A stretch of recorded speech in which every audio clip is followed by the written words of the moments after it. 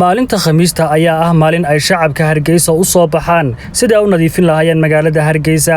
Maayir Cabdikariin Axmed Mooge ayaa ballan qaaday inuu magaalada Hargeysa aad u qurxin doono oo bilicdeeda bedeli doono. Barnaamijkan lagu nadiifinaya magaalada Hargeysa ayaa kamid ah barnaamijyada cusub ee uu ku soo kordhiyay dawladda hoose ee magaalada Hargeysa, taas oo ay soo dhaweeyeen ganacsato badan, dhalinyar, waayeel iyo madax badan oo kamid ah hoggaanka Soomaaliland. Haddaba ganacsatada barnaamijkan soo dhaweysay waxaa kamid ah shirkadda jaadka ee magaceedu yahay Faraska 725. shirkadan oo kamid ah shirkadaha ugu magaca dheer la Soomaaliland kana shaqeeyaan kumanaan qof oo u badan dhalinyar ayaa maanta kala qayb galay ololaha nadaafadda magaalada Hargeysa.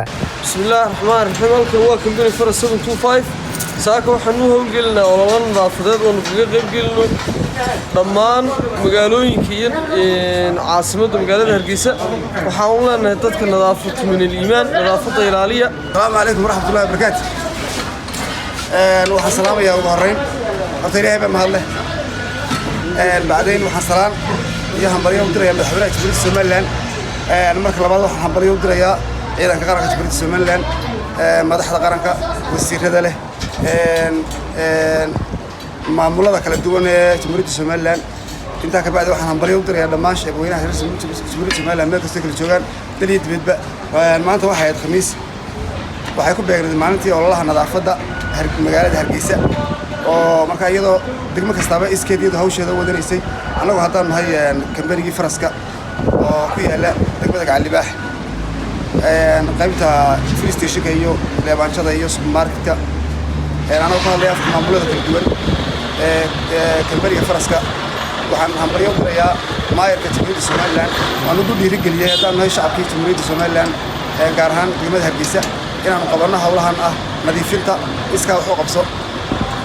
Cabdikariin Axmed Mooge oo leenahay waanu kugu dhiirigelinaynaa mas'uul arrinka aad ku dhiiratay, annaguna garabkaagaan taagannahay.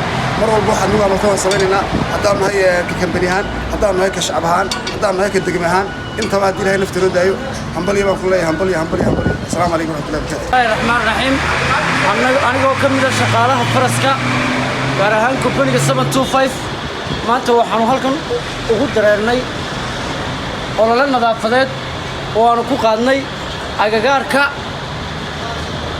company-ga 725. waxaanan halkan hambalyo u dirayaa maayirka iyo madaxweynaha oo si wanaagsan iyaguna uga qayb qaatay magaalada, welibana gaar ahaan Dooxa.